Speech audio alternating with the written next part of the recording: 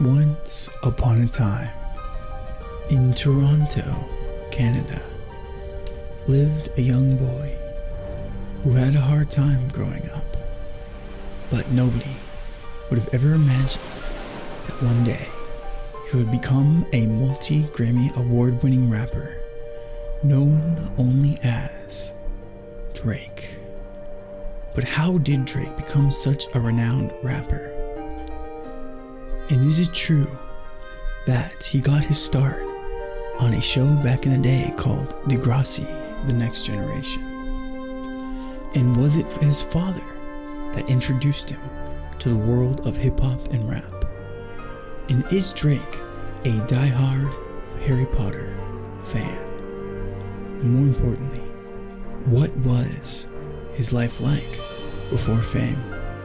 It's time for me to answer all these questions and more, since this is ASMR. Aaron, back at it again with another daily video to help you relax. So lay back and enjoy the ride. I hope this video gets you through your day, or even better, I hope this read helps you gently fall asleep. I can't wait to get started. This is the tale of Drake.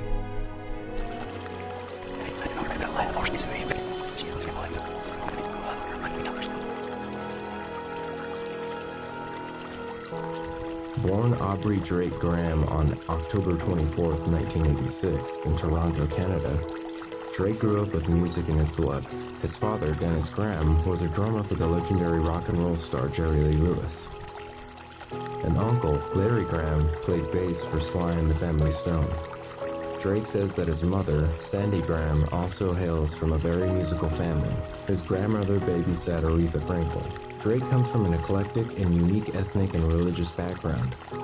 His father is an African-American Catholic and his mother is a white Canadian Jew. Speaking about his personal identity, Drake says, "At the end of the day, I consider myself a black man because I'm more immersed in black culture than any other. Being Jewish is a kind of cool twist. It makes me unique." Drake's parents divorced when he was 5 years old, and he was raised by his mother in Forest Hill, an affluent and predominantly Jewish neighborhood in Toronto. He attended Jewish day school, had a bar mitzvah at age 13, and observed the Jewish high holy days with his mother. "My mom has always made Hanukkah fun," Drake recalls. "When I was younger, she'd get cool gifts and she'd make latkes." Despite his Jewish upbringing, Drake says he felt isolated at Forest Hill Collegiate Institute. He has said that nobody understood what it was like to be black and Jewish, but added that being different from everyone else just made me a lot stronger. Shortly afterward, in 2001, Drake landed a role in the Canadian teen drama series Degrassi, The Next Generation. The show followed the dramatic lives of a group of teenagers at Degrassi High School, and Drake played the part of Jimmy Brooks, sometimes dubbed Wheelchair Jimmy. A basketball star who becomes permanently wheelchair-bound when he is shot by a classmate. Drake dropped out of high school to pursue his acting career, only graduating from high school in 2012. He started on Degrassi for 7 years, 2001 to 2009, earning a Young Artist Award in 2002 for Best Ensemble in the TV series, among other honors. The show quickly developed a devoted cult following. There are very few subtle Degrassi fans, Drake has said, propelling him to celebrity status in Canada, even while he remained relatively anonymous in the United States. While he was still appearing on Degrassi, Drake began attempting to cross over into the world of hip-hop. He released his first mixtape, Room for Improvement, in 2006, achieving modest sales of approximately 6,000 copies. He followed that with the 2007 release of another mixtape, Comeback Season, on his own October's Very Own imprint, later to be shortened to OVO. This included Drake's first hit single and music video, Replacement Girl, which was featured as the new joint of the day on BET's popular hip-hop TV show 106 & Park. More significantly, the song contained a version of Briscoe and Flo Rida's Man of the Year, which featured Lil Wayne. Drake decided to leave Wayne's verses and hook intact while he provided the rest of the lyrics himself. This caught the attention of Jazz Prince, son of Rap-A-Lot Records founder James Prince, who decided to play Drake to Lil Wayne himself. In 2008, the producers of Degrassi overhauled the cast, eliminating Drake's character. Without his steady source of income and not yet making significant money as a rapper, Drake was on the verge of looking for a day job. I was coming to terms with the fact that I might have to work at a restaurant or something just to keep things going, he remembers.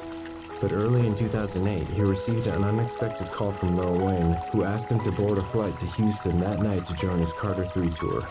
After touring and recording a number of songs with Lil Wayne, Drake released his third mixtape, So Far Gone, in February 2009. It featured the infectious single Best I Ever Had, which peaked at number 2 on Billboard's Hot 100 Singles chart. While successful, a collaboration with Wayne and Trey Songz went gold and made Rolling Stone's 25 Best Songs of 2009 list. Since then, Drake's barrage of catchy R&B-infused hip-hop songs have dominated radio airwaves.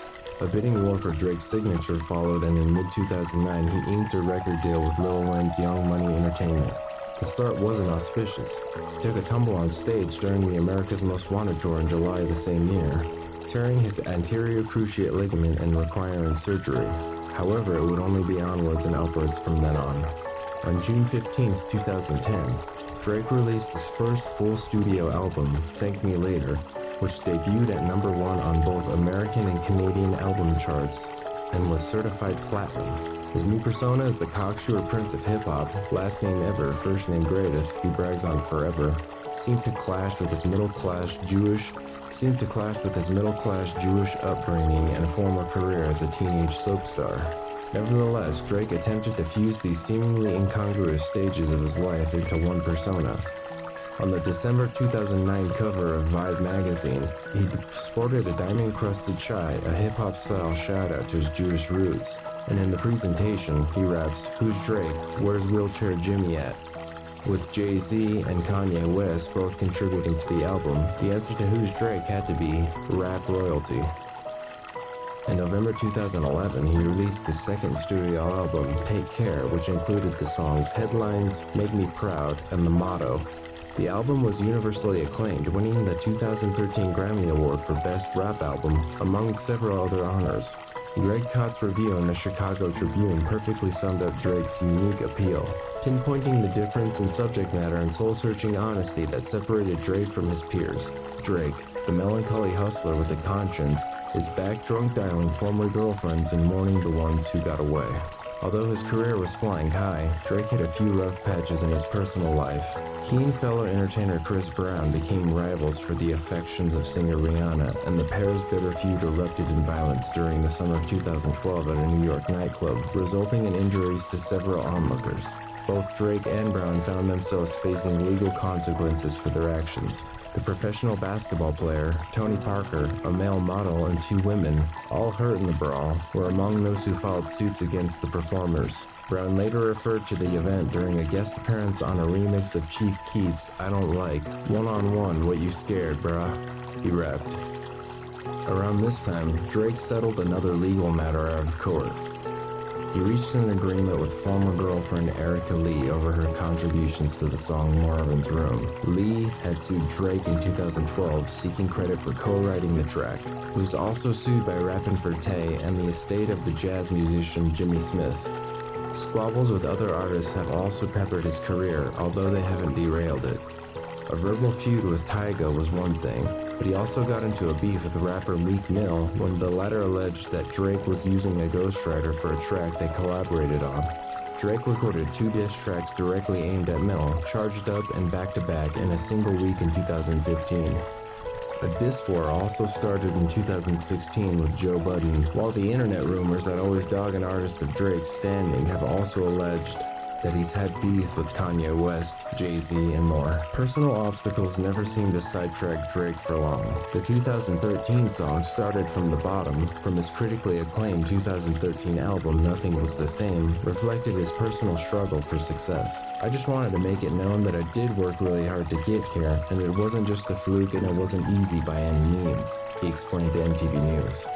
After releasing a pair of mixtapes in 2015, including a collaboration with Future, Drake followed with his fourth studio album, Views, in the spring of 2016. The album was an instant success, debuting at number 1 and spending 13 non-consecutive weeks atop the Billboard charts. Among its hit singles was the sultry Hotline Bling, which earned the artist Grammy wins for Best Rap Song and Best Rap Song Performance in 2007. It sparked countless memes due to his memorable video inspired by the artist James Terrell. After the ceremony, he took swipes at the Grammys for shoehorning him into the rap category. Speaking in an interview on Apple Beats One the day after the awards, he said, "I'm a black artist. I'm apparently a rapper, even though Hotline Bling is not a rap song. I won 2 awards, but I don't even want them." As his rap career moves forward, Drake hopes that his unconventional rise to hip-hop fame will continue to be an asset, not a hindrance. "This whole thing is unusual at this point," he has said, "so we're just rolling with the fairy tale vibe." The fairy tale vibe continued in May 2017 when Drake was the big winner at the Billboard Music Awards. He took home 13 awards including Top Artist, Top Male Artist, Top Billboard 100 Album, Top Billboard 200 Artist, and Top Hot 100 Artist, breaking Adele's record for the artist with the most wins in 1 year. After opening 2018 with the 2-song EP Scary Hours, Drake dropped 2 singles, Nice for What and I'm Upset, in advance of the June release of his 5th studio album, Scorpion. He also unveiled the diss track, Duppy Freestyle, a response to rapper Pusha T's accusation that he was relying on a ghostwriter for his lyrics. The June 29 release of Scorpion did not disappoint, as it featured the artist confirming the rumors of a newborn son on March 14th, and his explanations of why he was dialing back the rancor toward Pusha T and Meek Mill on Survival. The album featured contributions from Jay-Z and Future, as well as what was reported to be previously unreleased music from Michael Jackson on the track Don't Matter to Me. Scorpion shattered streaming records over its first 24 hours, with the Associated Press reporting totals of 170 million streams on Apple Music and another 132 million on Spotify. The pace continued over the next several days, making Drake the first artist to top 1 billion streams in 1 week with this studio release. Drake went on to claim the 2019 Best Rap Song Grammy for God's Plan, which appeared on both Scorpion and Scary Hours, though the win was somewhat eclipsed by the controversy of being cut off during his acceptance speech, in which he downplayed the importance of being honored at the Grammys. Bearing the hatchet, Drake joined forces with Chris Brown for the top 5 hit No Guidance. He then released the EP The Best in the World Pack, featuring the dual singles of Omerta and Money in the Grave, and the compilation album Care Package, consisting of previously unreleased songs from earlier in the decade. In late 2019, it was announced that Drake was entering the burgeoning cannabis industry by teaming with a prominent Canadian producer, Canopy Growth, to produce and distribute herbal treats in Toronto via a new venture called More Life Growth Company. A press release described the company as centered around wellness, discovery, and overall personal growth with the hope of facilitating connections and shared experiences across the globe. Drake has been romantically linked with a number of women from the entertainment industry. However, he is most known for his on and off relationship with the Barbadian singer Rihanna. They first met in 2005, following which he had a crush on her. They later became close and worked together a number of times. However, they apparently broke up after Rihanna rekindled her relationship with Chris Brown. In June 2012, he got involved in a fight with Chris Brown, reportedly over Rihanna. Brown blamed him on social media and released a song criticizing him. Incidentally, the two later performed together in a comedic skit at the 2014 ESPY Awards, hinting at reconciliation. In 2012, a girl named Erica Lee revealed herself to be his ex-girlfriend and claimed that he used her voice on the song Marvin's Room. She filed the lawsuit seeking credits and royalties. While Drake's lawyer refuted the claims initially, they reached an out-of-court settlement in 2013. He started dating singer Jennifer Lopez in late 2016.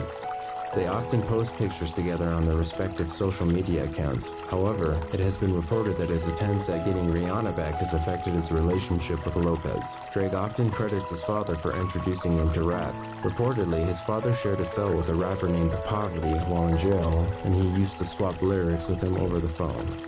And so ends the tale of Grammy-winning rapper Drake, who lived happily ever after entertaining fans with his awesome rap music.